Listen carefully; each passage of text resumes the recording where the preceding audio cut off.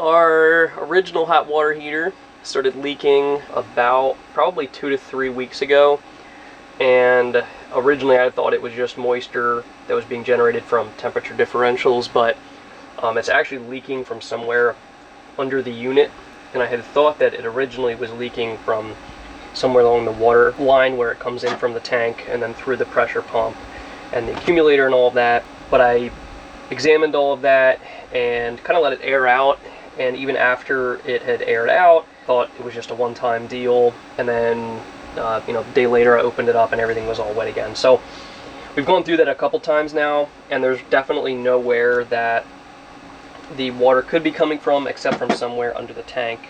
It's definitely not leaking from anywhere along the water line, either before or after the tank, and it's definitely not coming from anywhere else, since it's only basically around the base of the water tank. So what we did was we actually, this was the original one that came with the boat. This is a Seaward product. I think now they're called Whale. I think Whale owned or purchased them. This is a 6-gallon water heater. It's the model with the galvanized steel exterior, and it's the 110 volt model with 1500 watt water heater. And it also has the rear heat exchangers here for hot water while we're using the motor. So what we did was we purchased this stainless steel puppy over here that you can see. Looks a lot cleaner, a lot shinier. So I'm hoping that the stainless steel will help provide an additional level of protection. Not too sure, since it's not like the enclosure's watertight or anything. I think it might be more just for exterior views, but at the same time I'm hoping it provides especially some protection at the base, since the running theory online as to why these tend to fail is due to water accumulating under the base of it and then rusting the enclosure, and then finally eventually getting to the tank. And unfortunately it seems that the height of this seat and the size of this seat was actually designed for the water heater. There is no additional room to raise this water heater up off the ground, which was one of the recommendations online. So if you do have a leak, the water heater isn't just sitting in a puddle of water and oxidizing. Raising it's really not an option, so that's why we decided to go with the stainless steel, just as a little extra level of precaution. Purchased this for, I think, $499, $500, something like that. And it's pretty much just a drop-in replacement. Same deal, it's got the rear heat exchanger. It's, the 110, 120 volt, and then 1500 watts. We just actually finished draining it, so we drained out of the drain valve, and I've disconnected the hot water outlet. Now I'm about to disconnect the cold water inlet, and it's actually probably a good thing that we replaced this, since the pressure release valve just really didn't seem to be functioning anyway, which is kind of a safety hazard to an extent. And there we have it. The water heater is now installed. So you can see it fits just as the same as the older version. Very tight fit, and as I said earlier, no chance of anything else being able to fit in this size area, especially considering there's about a couple millimeters between the top of this and the piece where the wooden slot rests on. You can see all the hookups and the connections back there, all looking good and doing their job. Got the water inlet right there, and down over there in the bottom right, the water outlet. See, hooked them right up. Same exact, like I said, drop-in replacement, and you can't see it since I already put the seat back on, but the tubing from the radiator system, or the coolant system, is passed through the water heater right in this area to exchange heat and heat the water while we're underway. So it's looking pretty good, and we're pretty happy with it so far. No leaks, and nice and warm. So we got nice warm water yet again.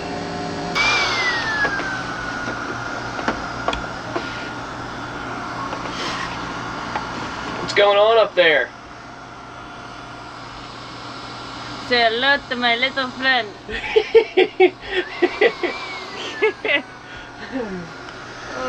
What are we doing? I'm vacuuming fiberglass. And we got the new marine stereo going in, so putting that in. Today is the 13th, Saturday morning.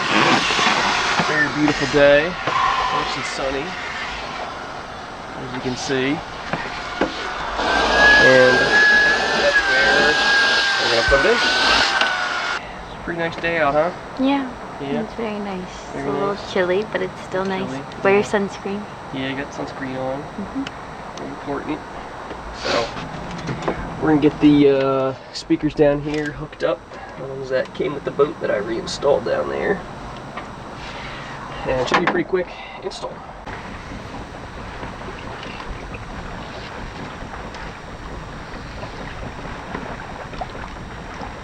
What are you doing? How's it going up there? I'm coming back. Coming back? Well, that didn't last long. Is it too chilly? cold? It's a little chilly. We got the little Pika. Yes. Little Pikas. We got a bundled burrito. Yeah. Little Bundled, burritoed up. bundled little chihuahua. We got our little life jacket over there. We got Samir back here, Just chilling. watching over everything. What's the difference being in the sun? I know it does. Look. Isn't that We cute? got our new stereo in. Yeah. Just put that in this Copied morning. me. Very exciting. A little chilly out. It's like the Just a little. mid 50s. Low Mid 50s. 50s. I think. Mid to low 50s. A little bit of Somebody's wind shivering. at about 4.5 knots. And we got wind coming directly from the bridge, so unfortunately can't make it up there today. It's relaxed. But we got a bunch of tankers back here. Just anchored out there, I guess. Solar panels are doing well, providing all the power for the boat. So they should, Where are the solar panels? at least they're bringing in 7 amps, Up on 7, top of 10 the amps, so pretty good. Yeah, they're up here, Laura. Oh, See the okay. rivets? The Oh, rivets okay. are where they snap to the snap to the bimini.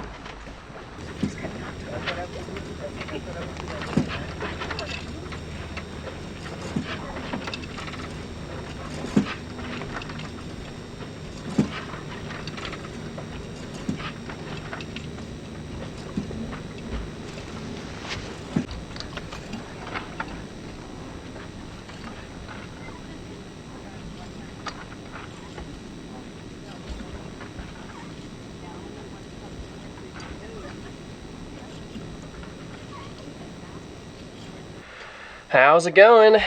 It's a beautiful, beautiful day out. Today is March 20th. We got some pretty good weather today. It's supposed to be in the mid 50s, I want to say, and not a cloud in the sky. It's a Saturday, and tomorrow, Sunday as well, is going to be pretty much the same exact weather, except a little bit warmer. So I think we're finally over the winter hump, and we're finally starting to get some more warm weather. So I just figured I'd give you an update on a couple of things that I've done over the past week or so that I didn't really feel like recording at the time. One, we're back on the heat pump heating system. So the water temperature is about 43, 45-ish last time I checked, and that's well above the necessary temperature to run the heat pump. So we have the heat pump back on. We do have the radiator style heater back here still in the bedroom. We just use that to help keep some of the strain off of the heat pump system, so the heat pump isn't heating the entire boat. So I'd rather that radiator break than the heat pump, wear and tear on it and everything. So that's one update. Another update is I actually found this pretty cool retro GPS plotter here. It's an old Lowrance, or Lowrance, I don't know how to pronounce that. It does not have any depths associated with the map. Here, I can actually turn it on too. Let me turn this puppy on real quick. It's pretty cool. I want to say it probably was around the same age as the original boat. So I want to say it's like early 2000s, like really, really early 2000s, or like late 90s. It's black and white, and like I said, no depths or anything, but it does show you, once I hook it into the GPS, since this actually doesn't have its own built-in GPS, it has to rely off of a NEMA 2000 protocol. So it has some cables for that. You can see them coming down. I'll probably mount it in here just so you can see it still has, you know, like your speed, heading, course, distance you've traveled, and it also shows your latitude and longitude. It also has an anchor alarm, which is pretty useful, especially down here in the cabin, so we can, you know, tell if we're dragging anchor. So I just figured it came with the boat. It's free. I mean, I'm not really going to be able to sell it. I don't think anyone wants this. So figured, hey, you know, why not just install it on the boat and, you know, use it a little bit while we're down here in the cabin. So that's one thing. The other thing is I've started to work on my Wi-Fi client setup. So you'll notice I have a wooden dowel mounted out there, and it goes a little bit above the bimini. That's where I'm going to eventually mount the Wi-Fi client. It's going to come mount up there, and I'm going to run an Ethernet cable down through the boat into a router. The router's 12 volts. This is PoE, power over Ethernet, and the adapter it came with is 24 volts, and I'm not too up to date on PoE standards, so I'm not sure. I'm hoping I'll be able to pass 12 volts to this and it'll still work, but I'm going to have to look that up, see if it'll, if PoE accepts 12 volts or if it needs to be 24, like the adapter that it came with.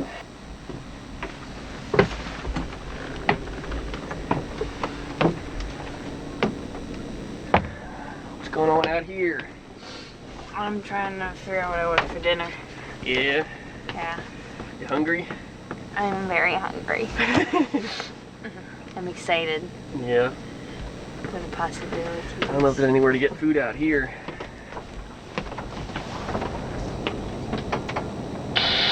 Channel 16 is for hailing in distress only. This is the United States Coast Guard. Out. Classic. Really moving along here. Yeah, when they died. Yeah, it's pretty glassy now. They said the wind changes under the bridge. Pretty Yeah. interesting.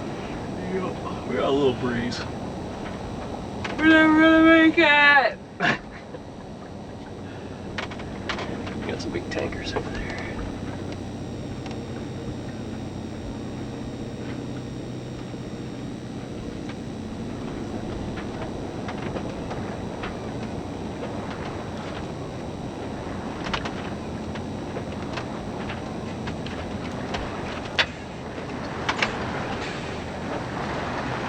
Look at all that wind. We got some lake. I think this was from. That's great. You can get wings. It is pretty spaced out too.